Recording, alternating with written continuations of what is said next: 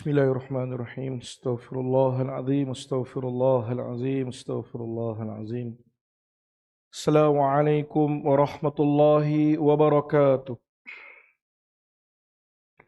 Innal hamdalillah nahmaduhu wa nasta'inuhu wa nastaghfiruh wa na'udzu billahi min shururi anfusina wa min sayyiati a'malina.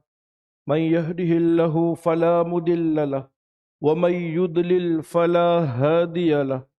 وأشهد أن لا إله إلا الله وحده لا شريك له وأشهد أن محمدا عبده ورسوله اللهم صل على محمد وعلى آل محمد كما صليت على إبراهيم وعلى إبراهيم وبارك على محمد وعلى آل محمد كما باركت على إبراهيم وعلى إبراهيم في العالمين إنك حميد مجيد.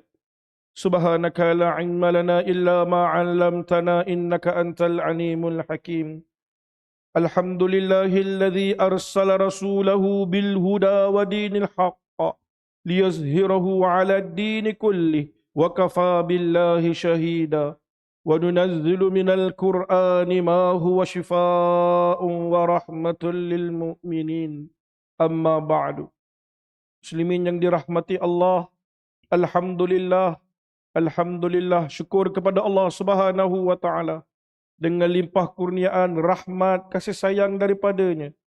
Terus memberikan kita nikmat kesihatan, nikmat iman, nikmat Islam. Dapat sama-sama kita menunaikan solat fardu subuh secara berjemaah. Alhamdulillah. Satu keistimewaan yang diberikan oleh Allah. Satu hadiah daripada Allah. Rahmat besar. Satu nikmat yang paling besar adalah kesihatan. Yang kedua, kita gunakan rasa syukur kesihatan itu dengan hadir solat subuh secara berjemaah. Alhamdulillah.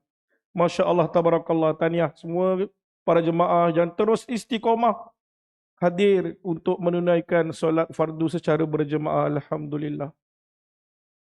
Imam Ibn Qayyim Al-Jauzi kata apa? Satu karamah. Di karamah para wali, kan? Antara yang terbesar, antara karamah yang terbesar Allah berikan kepada hamba-Nya adalah istiqamah dalam amalan. Itu karamah daripada Allah.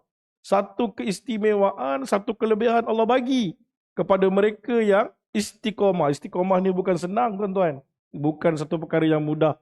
Kena minta dengan Allah. Kita usaha macam mana pun, kalau tak minta, tak doa, kalau Allah tak bagi, maka kita tak dapat istiqamah tu. Nak hadir secara tetap, secara konsisten. Lagi-lagi solat subuh berjemaah. Masya Allah. Kan nak tengok orang tu munafik ke tak munafik, antaranya solat subuh. Solat subuh dengan solat isyak. Kalau kita berjaya hadir, insya Allah kita dah ketepikan ciri-ciri munafik tersebut yang ada. Na'udzubillah kalau ada dalam diri kita. Alhamdulillah. Tahniah, Alhamdulillah. Jadi Alhamdulillah, jazakumullah katsira kita ucapkan kepada Tuan Pengerusi Surau, Ahli Jawatan Keseh Surau, Tuan Imam, Tuan Bilal, para jemaah karya Surau Haji Maksum, Jalan Khamis. Alhamdulillah, kuliah perubatan Islam diteruskan dengan keizinan dan kehendak Allah. Pada kuliah yang lepas, kita telah kongsikan pengenalan kepada alam sihir. Apa itu sihir daripada pandangan ulama, apa yang disebutkan tentang sihir, ciri-ciri yang boleh kita sebut yang ada pada sihir. Sebab kita takut sekarang ini, perawat-perawat banyak dah. Kalau pergi pusat rawatan atau jumpa dengan pesakit, tak lepas dari perkataan ini. Tak sihir saka, tak sihir saka. Tak beramai yang perawat berani sebut. Pesakit tidak ada saka, tidak ada sihir, tidak ada gangguan makhluk halus. Tak ramai. Kalau datang pusat rawatan pengobatan Islam, pergi ruqyah, jumpa ustaz, mesti kata ada gangguan. Takut nak sebut, tak ada gangguan. Jadi bila kita ada kefahaman, baru kita tahu betul kita ada gangguan, betul kita tak ada gangguan. Pertama, kita nak elak kita ditipu oleh perawat-perawat skamer dekat luar. Kita tak nak ditipu oleh jin. Kita tak nak ditipu lagi dah selepas ini dengan kaedah-kaedah yang tidak menepati syarak. Ia melibatkan akidah. Tersalah je perkara ini, boleh melibatkan akidah kita. Kita solat hari-hari di surau, pergi masjid, hari-hari dengar kuliahnya, kan? Zikir hari-hari, tapi bila bab perubatan, bab pengubatan, kita tak kisah sangat. Asal sembuh, okey. Asal nampak macam ustaz, okey. Itu Quran ustaz, dia ada kelebihan tertentu. Hati-hati. Boleh menyebabkan kecacatan, kerosakan pada akidah dan keimanan kita kepada Allah. Yang mengamalkan bacaan Quran secara terbalik, bacaannya seperti Al-Quran tetapi dibaca terbalik, ini bukan merosakkan akidah lagi, membatalkan keimanan kepada Allah Subhanahu wa taala. Nauzubillah. Sangat berbahaya dan perlu kita hati-hati. Okey, pada kuliah lepas kita dah terangkan ciri-ciri sihir itu sendiri, apa contoh-contoh amalan sihir, kan? Ada sihir yang diamalkan boleh memberikan seseorang itu kekuatan, ya, memberikan kehebatan. Kita tak nampak kadang-kadang sihir itu ke arah kebaikan. Nampak macam ke arah kebaikan untuk membantu orang, pengubatan, kan, kehebatan, ya, untuk menolong buat kerja. Kita nampak itu bukan sihir, tapi itu juga satu cabang daripada cabang sihir. Tanpa kita sedari, kadang-kadang amalan untuk mendapatkan sesuatu kehebatan itu, ya, terlibat dengan ciri-ciri sihir itu sendiri. Kena hati-hati. So hari ini kita pergi fokus sedikit, ya, sihir yang berlaku di alam Melayu kita. Hari ini kita fokus dengan satu tajuk yang juga amat penting, dan kebiasaan pesakit datang rujuk kepada ustaz-ustaz atau para perawat berkenaan dengan penyakit santau. Santau ini satu penyakit atau racun lah. Nanti kita akan jelaskan apa itu santau supaya kita tidak lagi terkeliru. Kadang-kadang bila pergi pusat rawatan, ini pun sama juga. Tak santau angin, santau 7 orang buat. Ini kena santau angin ni. Badan dah bisa-bisa, badan dah mula sakit, batuk yang berpanjangan. Terus disebut kena santau angin. Kena santau angin. Tapi bila kita tahu ada simptom, kita boleh bezakan lah. Ini bukan santau, ini santau. Supaya kita tak tersalah. Dan bila tersalah kaedah pengubatan secara, ya, Islam ini, secara ruqyah ini atau secara tradisionalnya, untuk merawat santau jika tersalah boleh menyebabkan kematian. Batuknya makin panjang, penyakit makin kronik, akhirnya meninggal dunia. Berbahaya. Okay? Sihir di alam Melayu adalah pengaruh animisme Hindu-Buddha dalam Islam.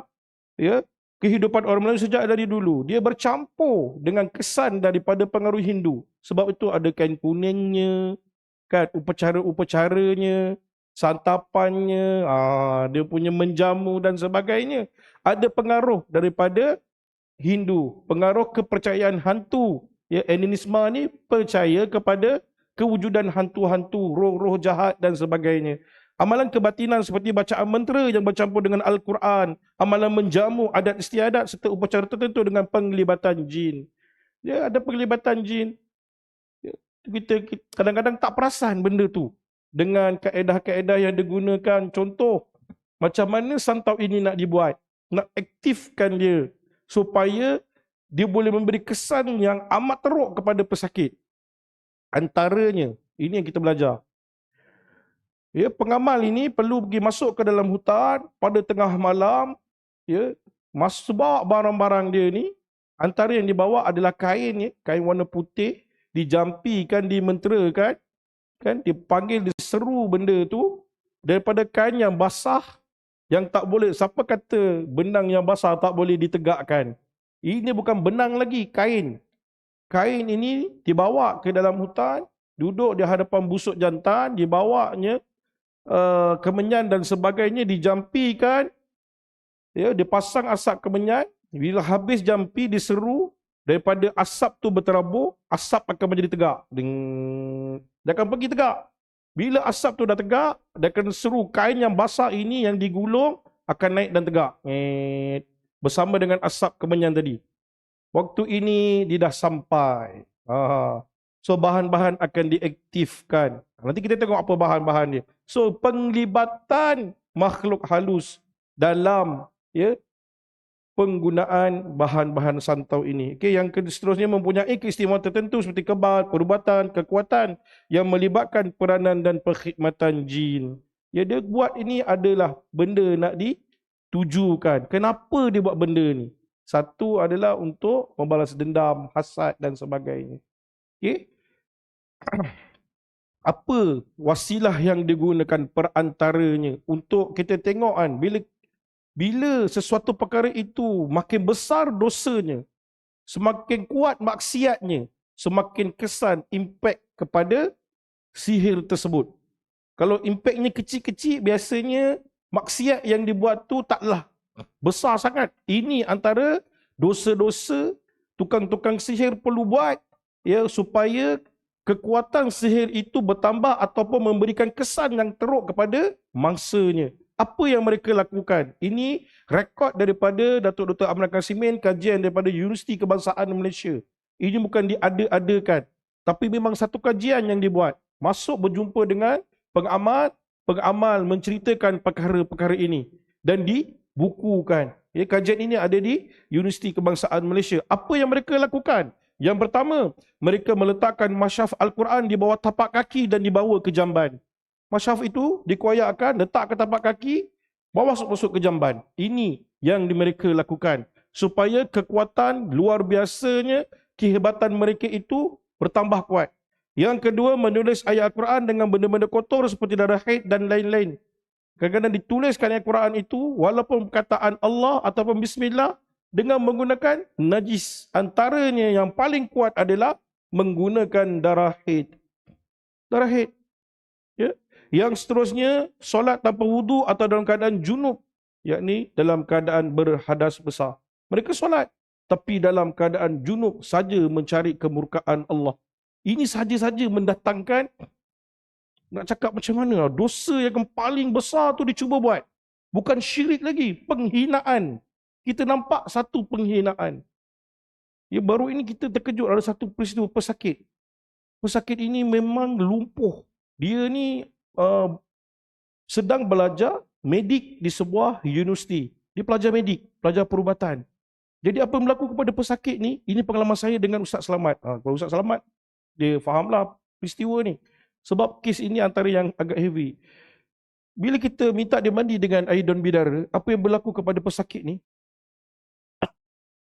Makhluk ini buat apa kepada dia? Dicakarnya bahagian punggung pesakit ini. Dicakar bahagian punggung pesakit ini, masa dia mandi tu dia tak rasa apa. Lepas tengah mandi, dia rasa pedih yang amat sangat di bahagian punggung dia. Selepas dia mandi, dia suruh family dia tengok apa benda pedih sangat kat bahagian punggung tu. Bila dia tengok, dia lihat, tahu apa yang ada? Seperti tatu kalimah Allah, alif lam lam ha, di punggung pesakit ini. Ada kesan luka dan tulisan yang jelas pada punggungnya. Kenapa saya ingat peristiwa ni?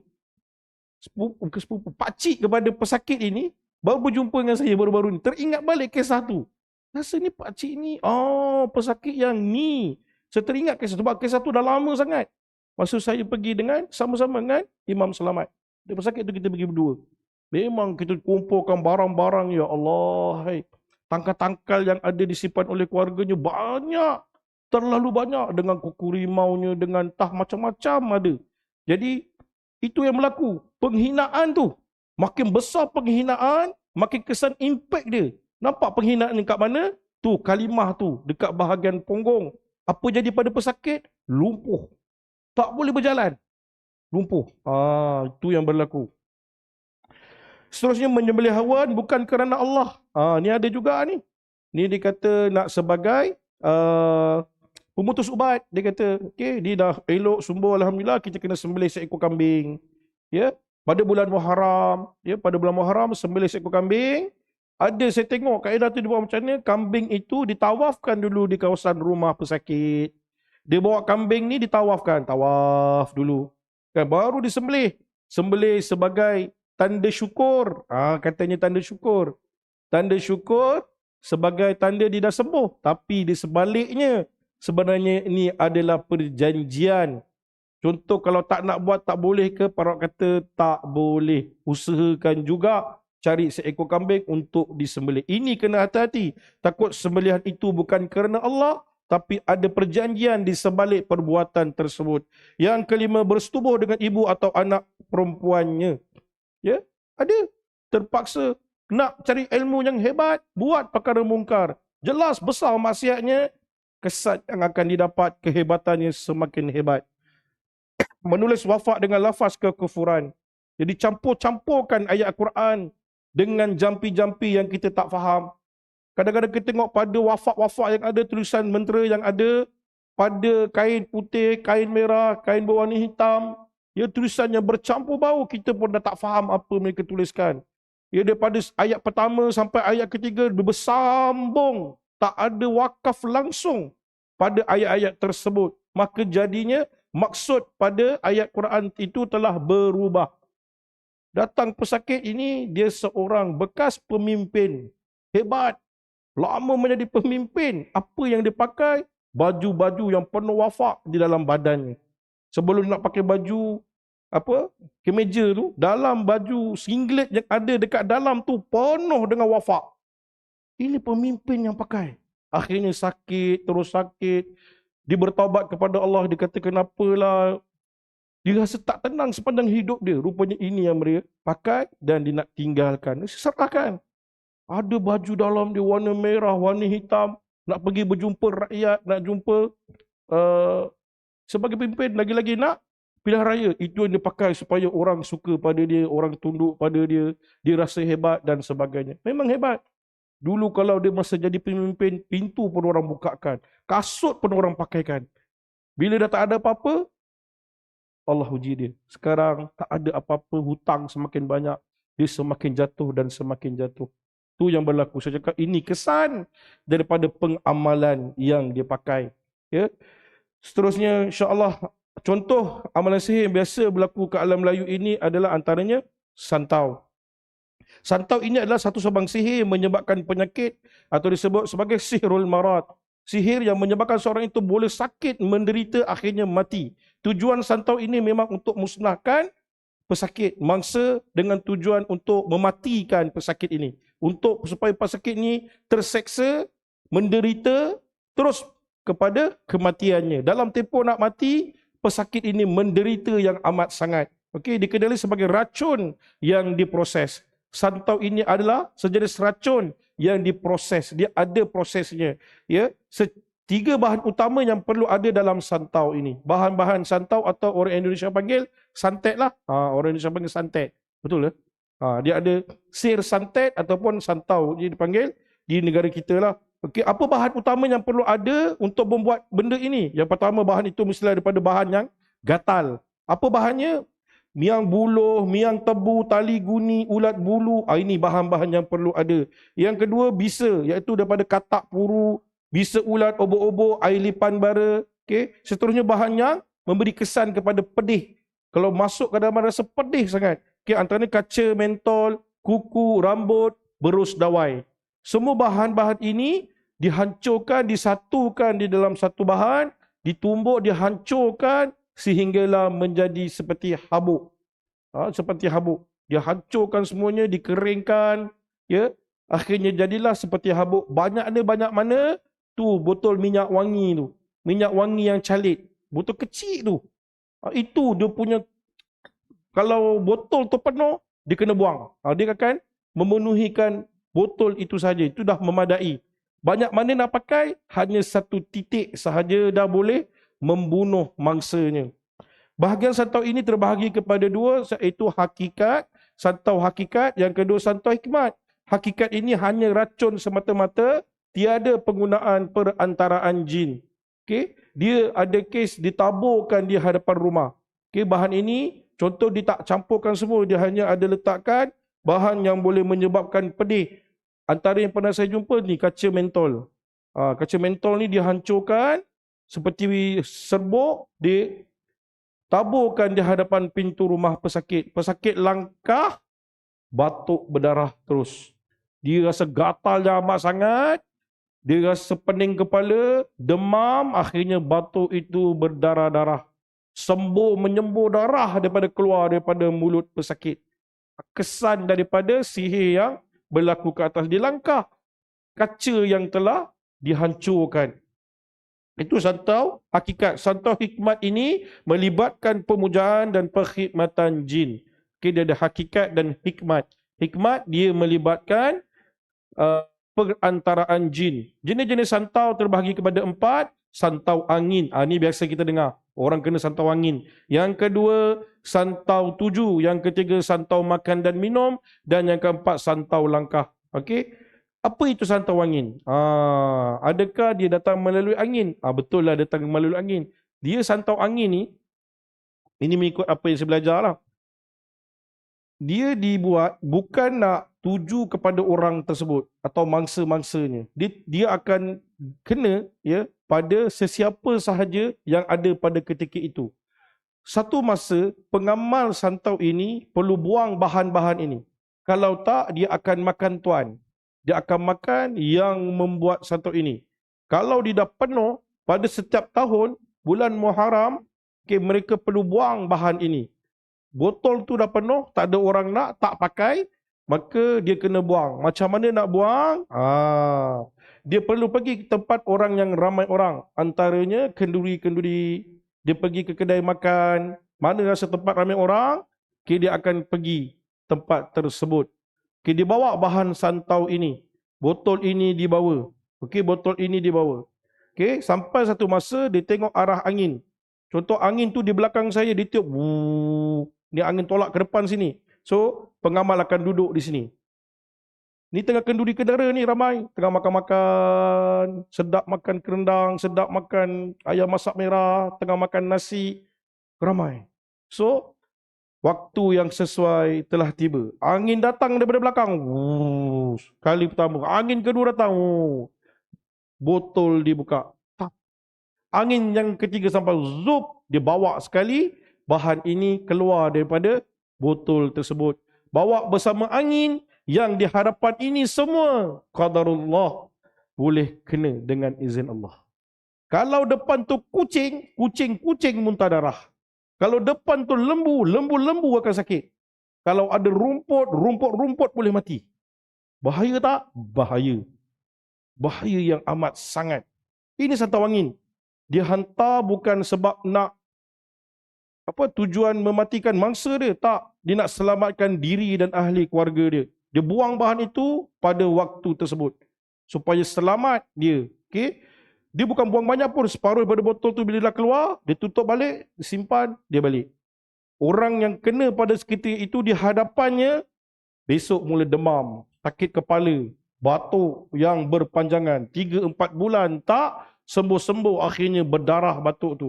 Pergi cek tekak clear, tak ada masalah. Pergi cek paru-paru, tak ada masalah. Pergi cek dalam perut, tak ada masalah. Tapi kita boleh muntah darah. Muntah darah. Itu santau angin. Bukan sebab orang tuju. Tapi kita terkena disebabkan masalah orang lain. Dia punya jahat ni, itulah kejahatan yang dia buat. Kan menganiaya orang kerjanya. Ini menganiaya. Dahlah satu tujuan buat santau tu dah syirik. Yang kedua, menganiaya orang. Bahaya tak? Bahaya. Soalan yang terbaik, kenapa santau ini tidak dihantar ke Israel? Ini kau hantar ke Israel ni, padu ni. Muntah darah doang, senang kita kerja-kerja. Itu kelemahan dia. Kelemahan sihir ini, dia tengok orang tu dah buat jahat, takkan bagi efek kepada orang yang buat jahat. Dia takkan bagi efek dah. Lepas pun ada petua, dia tak boleh lepas sungai ataupun laut. Dia tak boleh lepas laut. Terbang je. Biasa sihir ini tak boleh lepas ke laut. Susah sangat nak lepas. Terlalu sukar. Itu kelemahan lah. Susah nak buat. Orang yang manusia dah hanya buat yang dekat-dekat aja. Yang senang dan mudah. Yang susah, dia tengok geng dia lebih besar. Sihir jin yang ada pada santau ini tak berapa kuat yang ada dengan Israel tu. Sihir yang ada dengan Israel itu lebih besar, lebih jinnya lebih besar dan lebih kuat daripada sihir yang diamalkan. Itu antara sebab kenapa tak memberi kesan. Kalau dibuat pun tak memberi efek kepada orang-orang sebelah sana. Santau tuju ni memang dihaskanlah untuk tujuan seseorang nak dihapuskan. Dia nak hapuskan. Saya tak puas hati dengan imam. Imam baca sedap tadi. Tak puas hati. Kan kadang-kadang orang ni cakap mulut ni depan baik kita tapi hati dalam busuk. Kan dia, ya Allah, ada tak puas hati walaupun kita buat benda yang baik. Nak bunuh secara terang-terang bahaya, bahaya. Kena tangkap, masuk penjara 302, gantung sampai mati. Tapi kita nak bunuh secara senyap. Hantar benda ni. Tuju kan? 200 meter daripada rumah. Okay, ini jarak maksimum dia boleh pergi. 200 meter paling jauh. Okay, dia dah take rumah orang ni.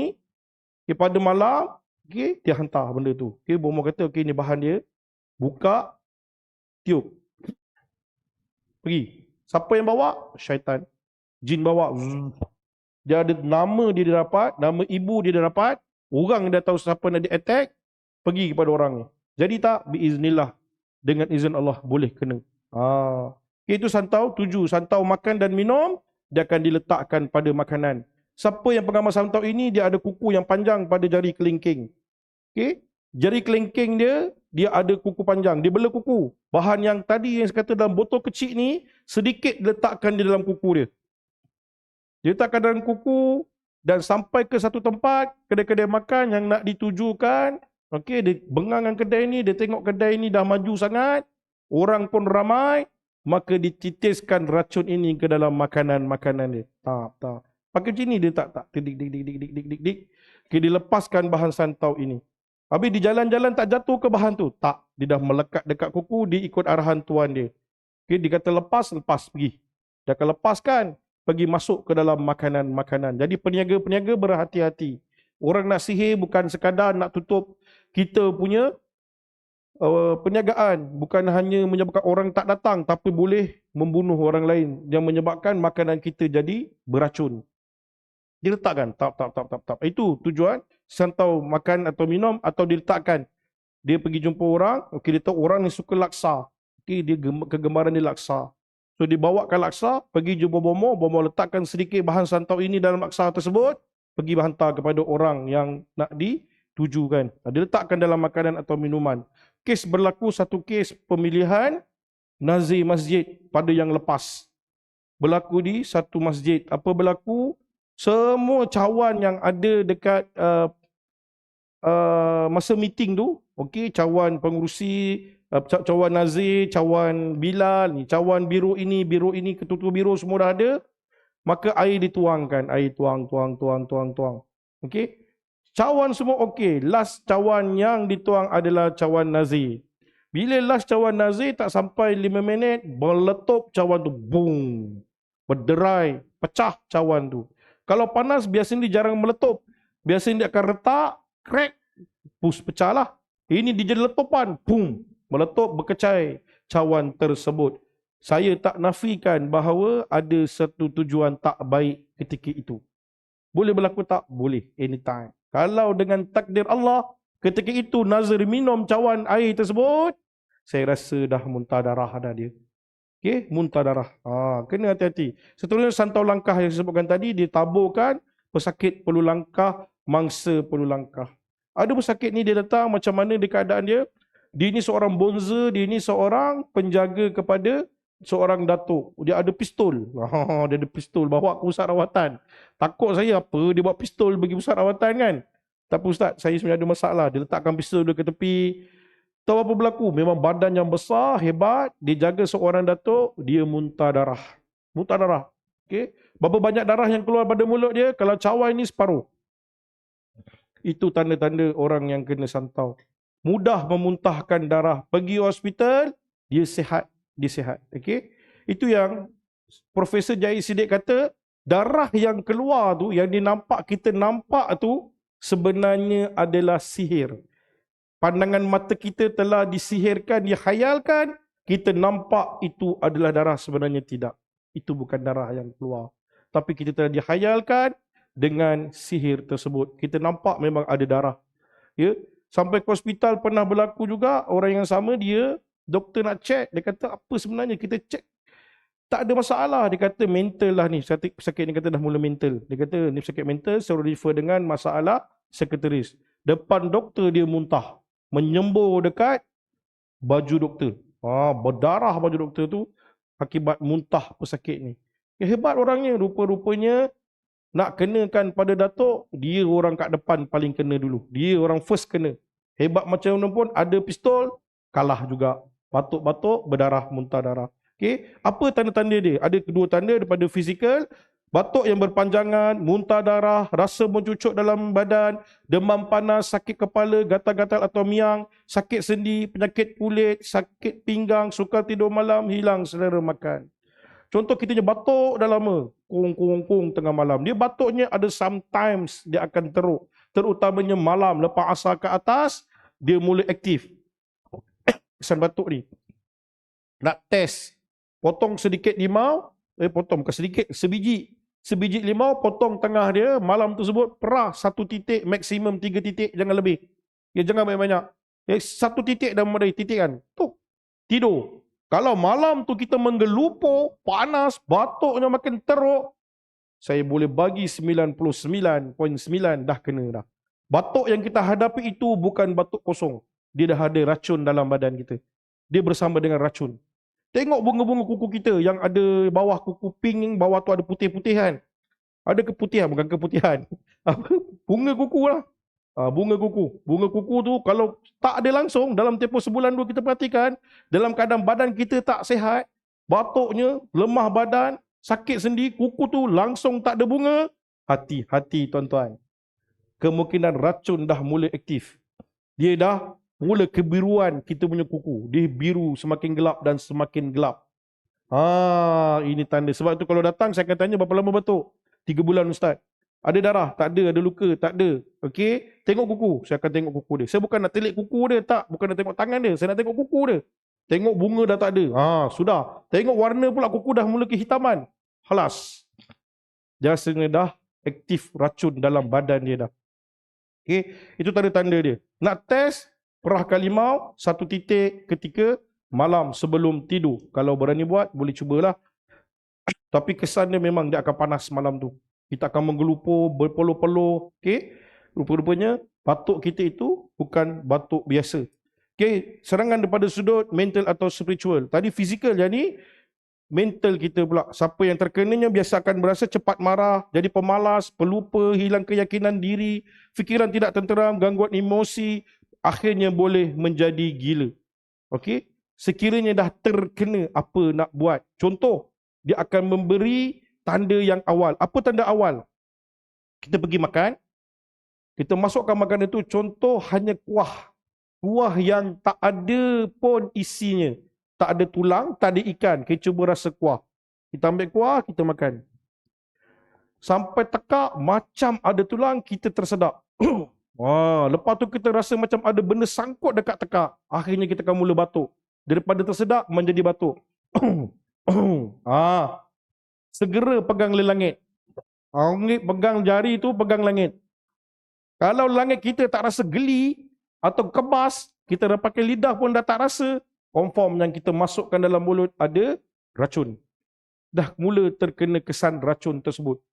Lama-lama batuk kita akan berdarah, kita akan tengok besok mula demam, badan mula sakit-sakit. Dah mula biasanya kesan 1 hari. Mula hari ni kita tercekik, tersedak, besok mula demam. Demam lebih kurang seminggu, akhirnya batuk tak akan sembuh berbulan-bulan, makan tahun dan sebagainya. Okay, cara nak kesan mula-mula, pegang langit. Pegang langit rasa kebas, segera cari penawar. Okay, tinggalkan makanan tersebut, start kereta, start motor, pergi cari orang jual air kelapa. Pergi cari orang jual air kelapa, minta dia tabuk air kelapa atas. Okay, minum air kelapa, bismillah, sembuhkan Allah. Minum air kelapa tu. Tanpa menggunakan straw, minum sedikit demi sedikit. InsyaAllah, biiznillah, ya, 70% hasil daripada kita minum air kelapa ini mengurangkan kesan racun dalam badan. 70% dia dah kurang. Kesan dia tidak boleh efek sampai yang dia kehendaki. Dah mula tawar dengan 70% kalau berlaku. Okay? Sekiranya Allah uji, rasa yang macam tu, jangan tunggu. Cari segera air kelapa. Cari segera air kelapa untuk tawarkan. Okay? Sekiranya dah kena, memang saya ada pengalaman kena Ustaz, saya dah batuk lama berdarah-darah. Memang ramai perawat kata saya dah terkena. Okey, apa yang nak buat? Rukiahkanlah, batalkan.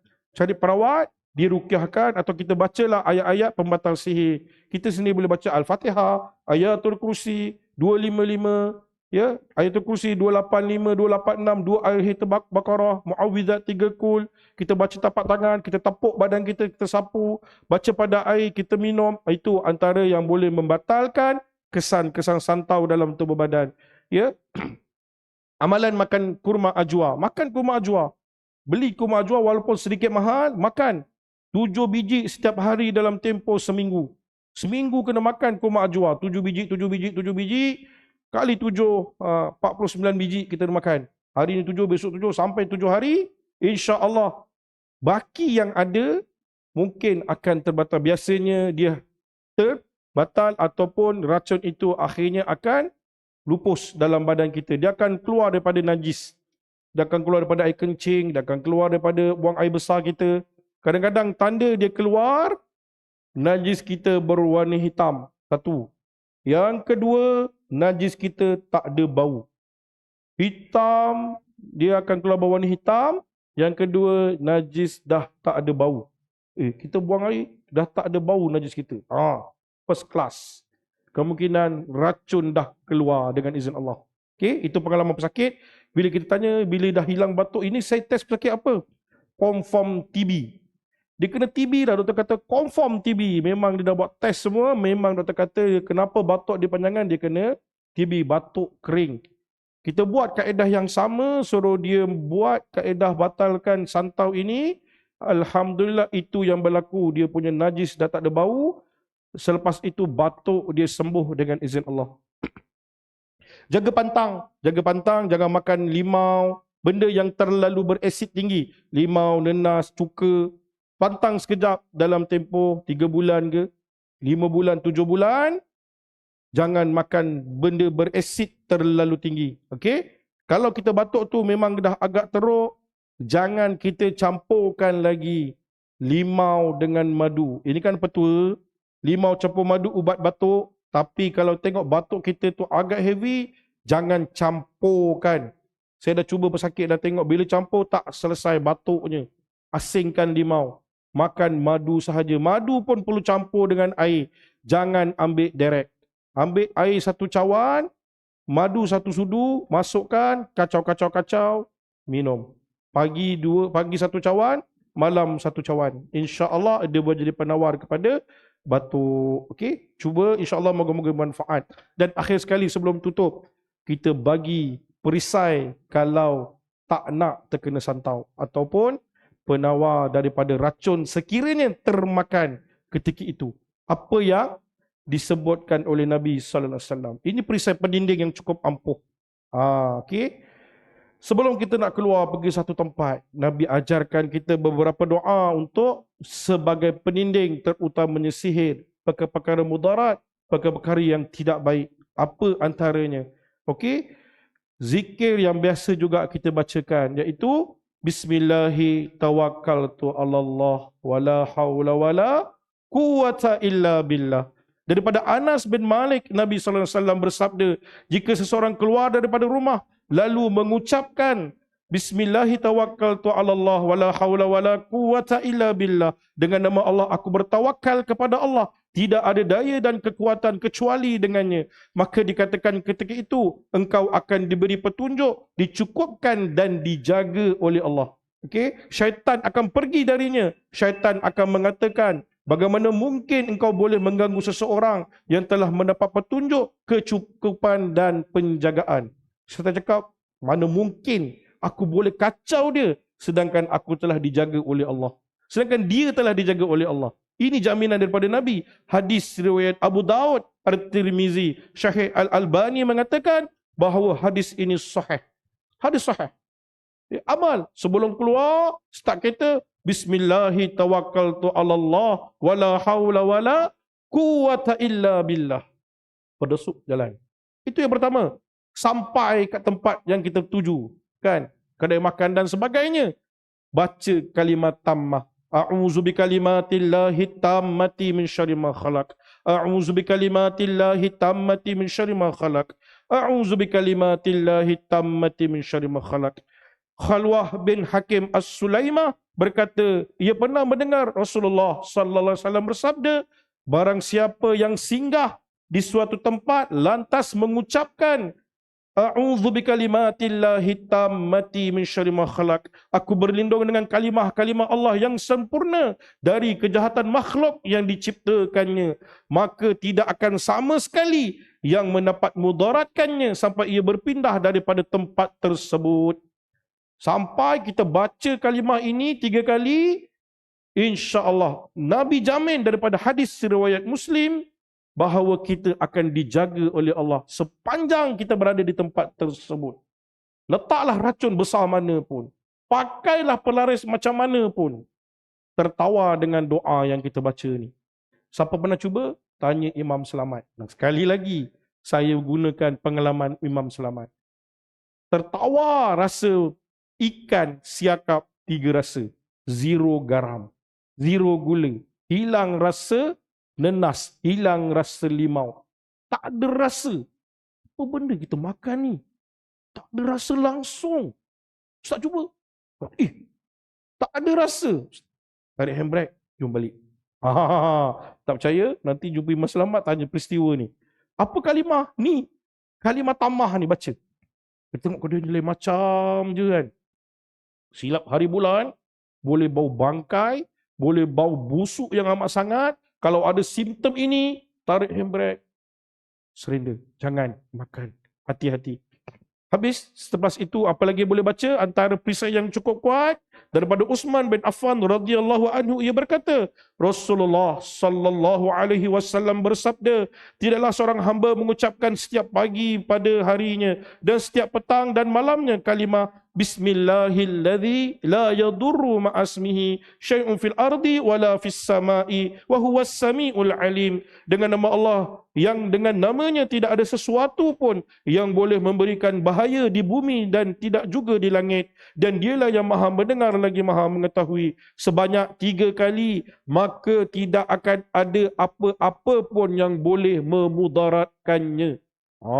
Siapa baca waktu pagi 3 kali, baca waktu petang 3 kali. Cukup. Tak payah banyak-banyak. Dengan jaminan Nabi SAW, tidak akan ada sesuatu pun yang boleh memudaratkannya. Hadis riwayat Abu Dawud At-Tirmizi. Tirmizi mengatakan bahawa hadis ini hasan sahih. Al-Hafiz Abu Tahir mengatakan bahawa sanad hadis ini adalah hasan. Jadi hadisnya kuat. Ini amalan perisai diri kita daripada terkena penganiayaan sebegini.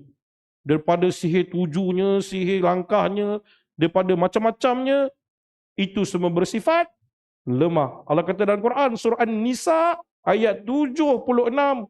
Allah kata apa? Inna kaidasyaitani kana dha'ifa. Sesungguhnya tipu daya syaitan itu dhaif di sisi Allah. Terlalu lemah. Jangan takut. Ini perisai. Dah cukup untuk mematahkan serangan-serangan santau ini. Terus yang terakhir. Apa kalimah yang paling ringan, mudah untuk dijadikan perisai daripada masalah ini? Ketika sahabat Nabi sallallahu alaihi wasallam, iaitu Khalid bin Al-Walid radhiyallahu anhu, panglima perang yang tidak pernah kalah dalam peperangan. Khalid Al-Walid, panglima perang yang tak pernah kalah dalam peperangan, singgah pada suatu tempat yang bernama Al-Hirah. Pada sahabatnya, para sahabatnya mengingatkannya. Dia pergi singgah pada suatu tempat, nama tempat itu Hirah. Sahabat-sahabat lain mengingatkan kepadanya, wahai Khalid bin Al-Walid, hati-hati terhadap racun. Jangan sampai orang-orang ajam memberikan kamu minum. Kata kalau pergi tempat itu, jangan sampai kamu minum sesuatu, sebab terdapat racun dalam kawasan tersebut. Maka Khalid Al-Walid jawab, bagi kepada aku. Berikan kepadaku minuman tersebut kepada aku. Kemudian Khalid mengambilnya dan berkata, Bismillah, dengan nama Allah. Kemudian beliau minum tanpa ditimpa sebarang mudarat, bahaya selepas itu. Dia ambil air minuman yang katakan telah beracun. Khalid Al-Walid minum dengan membaca Bismillah. Ada ayat lain? Tak ada. Bukan Nabi, sahabat Nabi ini, Khalid Al-Walid, hanya membaca Bismillah, yang dikatakan air itu telah ada racun, tak memberi kesan kepada dia. Yes. Riwayat Al-Baihaqi, Abu Naim At-Tabarani dalam Ibnu Sa'id dengan sanad yang sahih. Tahzib Ibnu Hajar Al-Asqalani Oh, ini kisah yang direkodkan di dalam kitab, menyatakan dengan jelas perkataan bismillah dah boleh memberi dengan izin Allah, tidak memberi kesan kepada racun yang diminum oleh Khalid Al-Walid. Jadi kita ambil ibrah, tadabbur daripada kisah ini, perisai yang antara yang ampuh untuk mengelak terkena racun, sebelum nak makan, nak masuk mulut, bismillah. Soalan, nak tambah Ar-Rahman Ar-Rahim boleh tak? Sebab hadis dia kata bismillah aja. Ustaz tu Nabi kata bismillah aja, kita kena ambil bulat-bulat daripada Nabi SAW. Boleh tak jaga? Boleh, jangan risau. Tak ada masalah. Siapa yang sebut? Syekh Dr. Said bin Ali Al-Khatani mengatakan bahawa sunnah di dalam membaca basmalah dengan menyebut bismillah sahaja. Akan tetapi jika seseorang itu menyebut bismillahirrahmanirrahim, tidak mengapa, kerana Ar-Rahman Ar-Rahim adalah termasuk dalam nama-nama Allah yang mulia. Ithqaf Al-Muslim bersyarah Hisnul Al-Muslim halaman 1186. Syarah Hisnul Muslim, perisai orang-orang Muslim, mengatakan Syekh Said Ali bin Al-Qatani tak kata, beliau menyebutkan tak ada masalah nak baca bismillahirrahmanirrahim masuk ke dalam badan. Jadi penawar kepada racun yang ada dalam makanan kita dengan izin Allah. Siapa yang tapis racun tersebut? Allah Subhanahu wa taala. Wallahu a'lam, moga bermanfaat. Okey.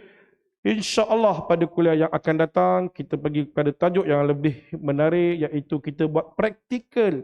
Sekiranya kita sakit, sekiranya anak-anak kita sakit ataupun keluarga kita sakit, apa yang boleh kita buat? Minggu depan ada sedikit praktikal, ya, kaedah-kaedah dalam merawat penyakit, ya, secara umum. Semua penyakit, termasuklah rohani dan fizikal. Sebelum tutup, saya buka kepada soalan. Ada soalan? Alhamdulillah, tolong Haji, silakan. Waalaikumsalam warahmatullahi.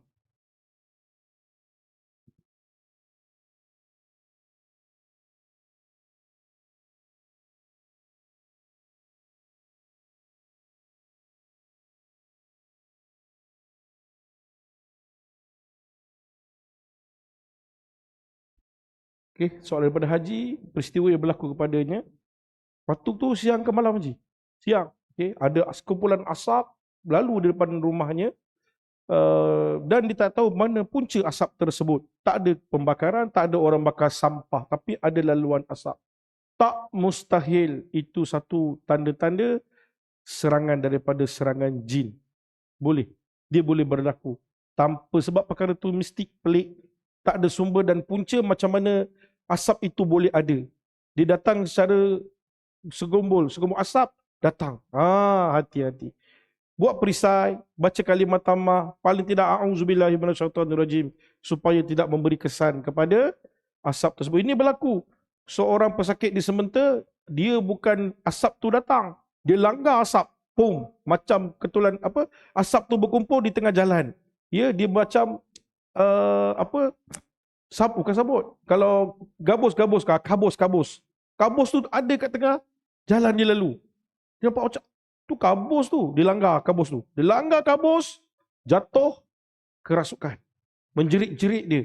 Bawa balik ke rumah dalam keadaan tidak sedar. Jin tu kata apa? Yang kau langgar adalah keluarga aku.